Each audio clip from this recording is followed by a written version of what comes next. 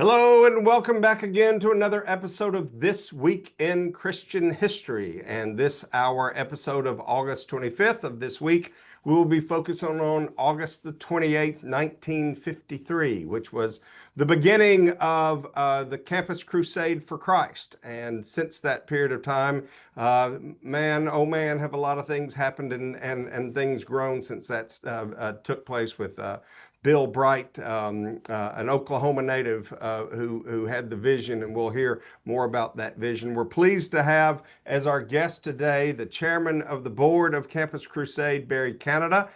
Barry is an attorney in Jackson, Mississippi, and has been very active in a host of different things, including his time of being on the board of Campus Crusade. Barry, thanks for joining us. We appreciate it.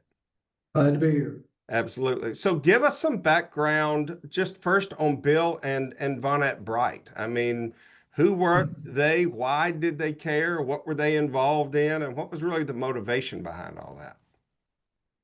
Well, they loved Jesus Christ. There's a lot written on the early days of Bill and Vonette in California. They're from Oklahoma, but they were all members of a unique Sunday school class I won't try to go to, and Hollywood Pres. In the 50s. And Pres, you mean by Hollywood Presbyterian Church? Right. Okay. And it was they were good friends and mentored by a lovely lady named Henrietta Mears, which is herself quite a story. But from that, Bill had a vision to reach the world and to do so with leaders, and he did so at a college ministry, and he started at UCLA. In the college ministry, and his vision was one of evangelism, who I think the professionals today would call the form of initiative evangelism, and he was Lord blessed he and Vonette, and the rest is history. At the time, he owned a little candy company out there called Bright Candy, is my recollection. But there's a lot of history about Bill and Vonette that is quite amazing, but quite a story of how he got started at UCLA, and then ultimately his first home for it in California, for where all that set up. It's really interesting stuff. Well, of all of the different places that somebody might, feel led to kind of start to do an evangelism program or a spreading of the gospel or any of those component pieces, anything in particular about why it was a college ministry? I mean, did he think that this was kind of a good time and a place in people's lives as they were trying to explore and learn more and kind of on their own, instead of just packing up and going to Burma or something, right? Yeah, no, Bill and Vonette were led in many ways, specifically from their vision. They thought the Lord was talking to them in many ways. So you have to stop back and say, Lord, in their view, Lord led them to the college ministry. But it also fits with his logic and what he would be saying and inviting people to join him. He was trying to change the world. And his mind is the leaders, and he would always talk about, we're after leaders. And where were the leaders coming from, particularly in the 50s, college campus. So reach the leaders today on the college campus, change the world tomorrow. He invited a whole generation to come help him change the world through the college ministry, which started at UCLA, grew across US, North America, and now across the world. That was the initial primary development, and it's still what most people think of Campus Crusade across the world. So, which in the U.S. is also today called CRU. So was it though connected to the church at the time, or was it a campus organization? Is that kind of, they changed their thought process about kind of how to logistically do that? Oh yeah, there was a lot of firsts with Bill Bright, but it was logistically. I wouldn't say in 1953. You're coming at a date, I think, when they actually filed some initial paperwork in California. Right. It is technically a California not-for-profit organization. It's faith-based not-for-profit organization. Didn't intend to be the church. It is working alongside with church and has been all these years. he adopted and spent a long time with some wonderful help and theologians to develop a statement of faith, which we still live by today. It's our absolute rule of thumb on the theology base, but the mission is on evangelism, and our focus is to do that alongside the church. How about that? Now if there is a CRU, as it's known, I won't talk about that. I mean, as it's certainly more commonly known now on college campuses, it's an on-campus organization, right, for the most part. Well, Campus Crusade for Christ is many things these days. It is global in its reach, very large, for a faith-based not-for-profit. If the focus is primarily on evangelism, the DNA of Crusade was evangelism. Bill early on had a number of different things that became popular in the evangelism world. He had come up with what we call the 4 spiritual laws, which was a basis of confronting an initiative of evangelism, people with the facts of what the reality of the world was from a Christian perspective, and inviting them over to meet their potential Savior. That focus is still largely campus, but it grew way beyond campus. There are literally hundreds of ministry focuses beyond just campus that are all part of Campus Crusade for Christ.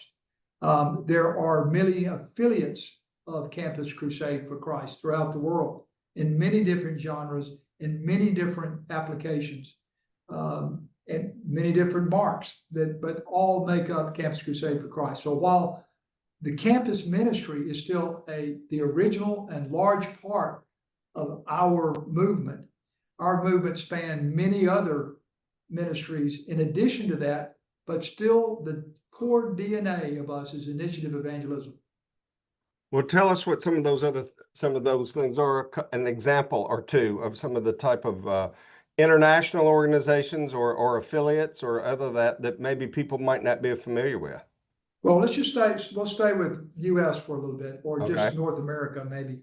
There'll be a lot of things that a lot of people would have seen or heard of that may not know that are part of Crusade, and a lot of it grew out of the campus ministry. Josh McDowell Ministries, for example, his book, More Than a Carpenter, that's Crusade.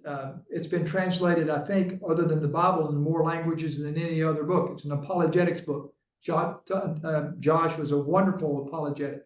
That ministry, which in some ways grew alongside the college ministry, was certainly used there, but was more of an apologetics type of the ministry. Athletes in Action is another example of something that grew out of the college ministry. It is a ministry to athletes. It is focused in many different spheres at college. It's also focused in high school, but it's also focused on the professional. They would have affiliates of Athletes in Action, which is based in Ohio. Josh McDowell, I think the offices are in Dallas. But the Athletes in Action ministry is worldwide in its scope, many different countries, many different missionaries in Athletes in Action across the world.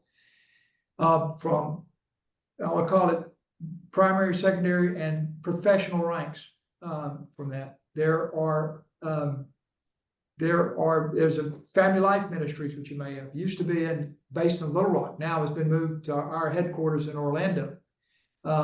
We, by the way, started out in California, a place called Arrowhead outside of Los Angeles, moved to Orlando many years ago. But there are other offshoots, some more famous and bigger, almost in some ways, than many parts of the world than our college ministry. The Jesus Film, for example, one of the most successful films by any calculation you can think of, translated in more languages than any film on earth. And I think technically seen, I don't know the statistics, but the people can give it, technically maybe seen by more people on earth than any other film at this point in time. Don't know, but it's fantastic numbers. But it's on the top of the list, if nothing else. yeah, and by the way, they've got some more great stuff coming. That it is a dynamic ministry. It's been translated in many different ways. It's been offshoots of it, and there are more coming. It's a fantastic ministry. Those ministries, I could go to our military ministry. We had a ministry for, frankly, ambassadors and all those types of things. We had a ministry at DC. We've had a ministry for government in many different places. We have several of those types of, I'll call it, perhaps subject matter ministries. One of my favorites is a mercy ministries. I think we're as good or better in what we do, by thinking about the dignity and physical needs and the salvation needs of some of our focus areas around the world, with something we now call Unto, that's based out of Dallas. It's a mercy ministry that I think is as good as best in class with anybody. All of those types of ministries started out of Campus Crusade for Christ, that was based on campus. And it grew as our staff grew and saw different ways to minister, primarily with an issue of evangelism, but minister in different ways through family life, through the family itself.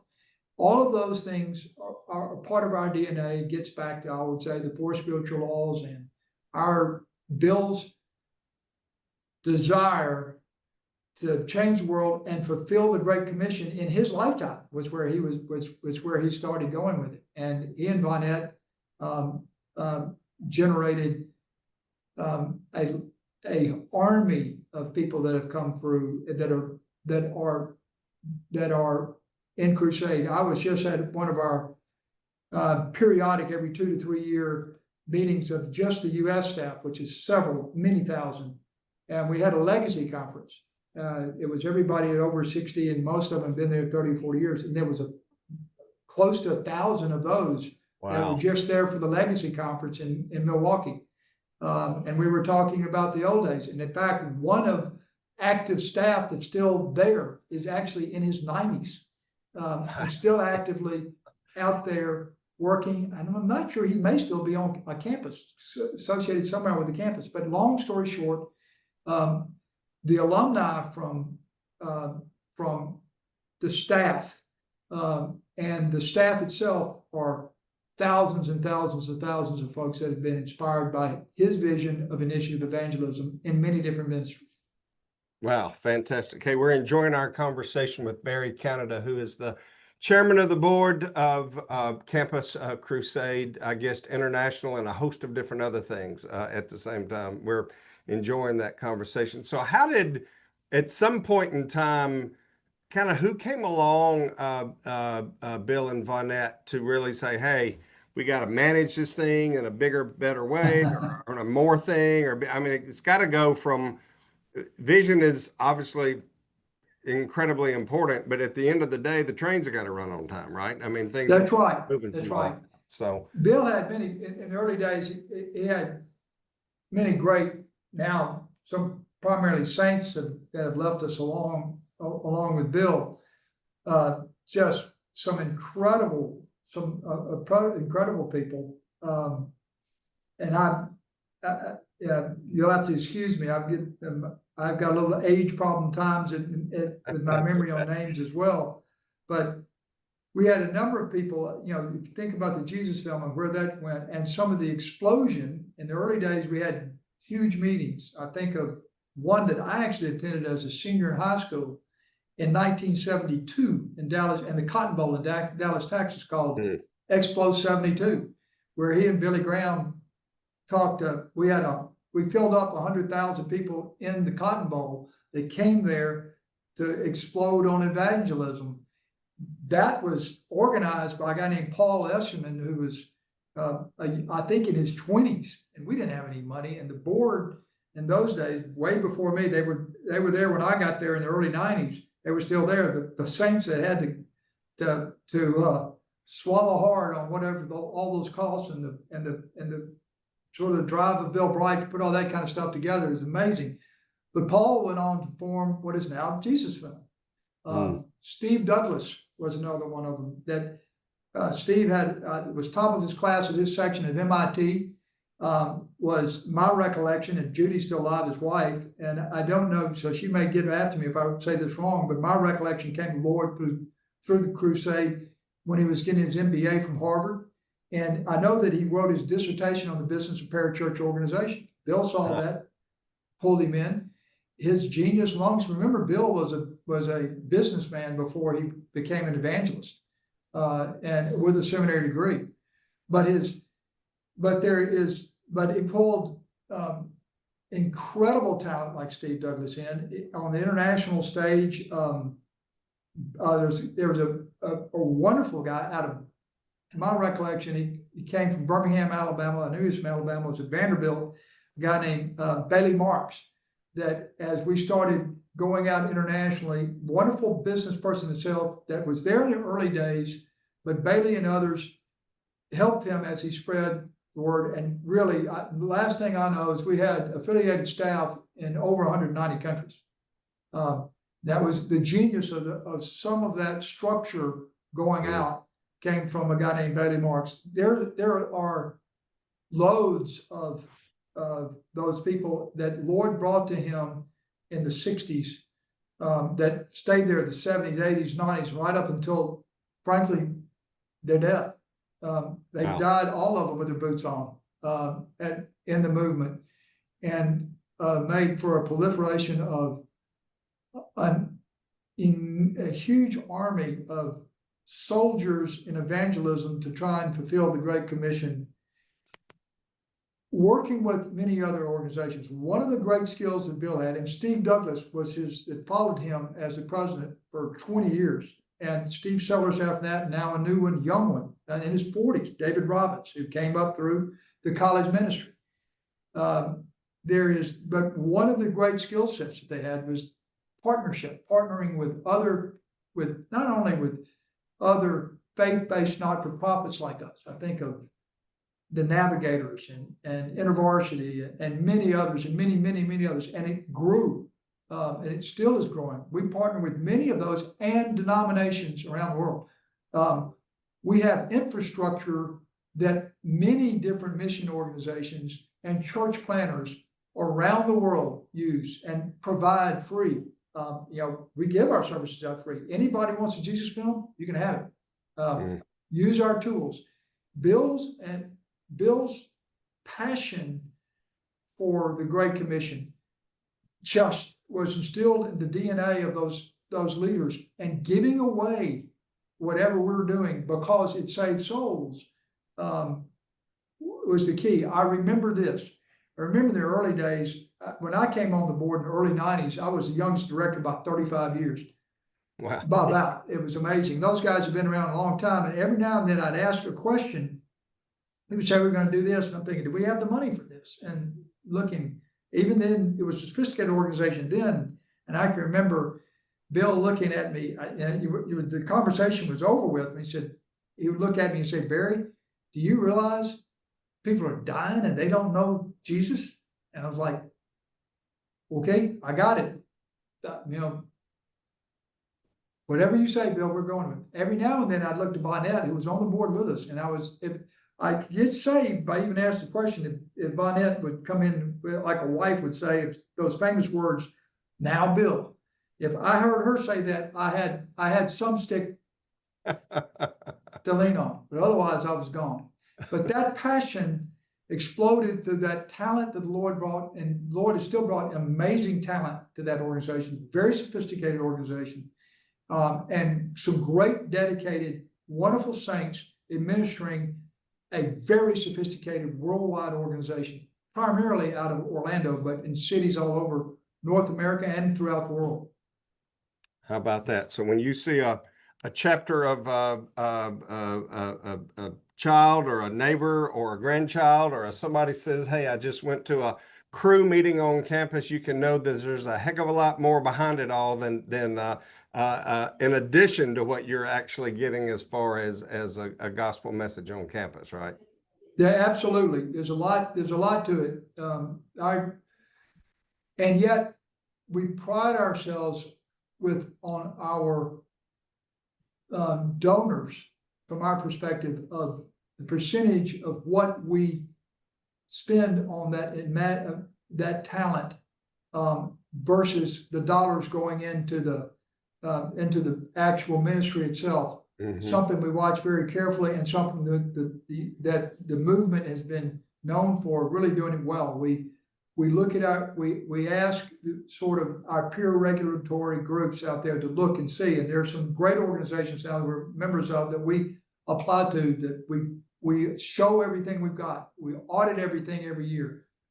Tell us where we are, and are these percentages right? Are we getting the bang for the buck that our donors expect from us on a regular basis? And yeah, so as great as the staff is on the ground at the universities or at the professional football team or on a boat teaching family life issues, or on the radio creating content for radios, or showing the Jesus film, or marketing for the Jesus film, or doing Josh McDowell work on apologetics, whatever that is. There are some dedicated talent that is just as dedicated supporting all that stuff, and there's an army of them, and we give that away too. To the extent that we can help others ministries come alongside them and help them if they're it can be a catastrophe, whatever it would be, we're there. So that's core DNA that came from Bill and Von Edbright. How about all that? And the anniversary that we're using today as our reason to be able to talk about that is just that. I think when they actually filed the paperwork, but filing the paperwork to create an organization is a little piece of the much bigger puzzle that starts with a vision and being able to be led toward that and to be able to see where all it could go. So Barry, thank you for taking time with us today. Anything that we hadn't talked about that we ought to talk about, that we ought to lay on anybody? Well, the last thing you just got through saying, it reminded me, that was an important piece of paper they signed. But the most important piece of paper that Bill and Von Ed signed was a contract they made with the board that is very public in our circles, part of our DNA, where they agreed to be slaves to Jesus. That's exactly, and Bill, a lot of his presentations are talking about, I'm a slave to Jesus, and he was. The passion of Bill Bright for all of this and to the Great Commission is what drove a DNA that's out of this. So I would say, as important as that paper was, the contract he and Von signed with each other to Jesus, to be slaves to Jesus, is the important piece of paper. How about that? That can really iterate about who gets to increase and who gets to decrease, right? I mean, about where that fits. I hear you. That's very good. Barry Cannada, thank you so much for joining us today. We hope folks have enjoyed this episode of This Week in Christian History. Remember that you can always tap in at our website at at the Center for Christian History and learn more about great content that's going on all around us. Thanks. Take care.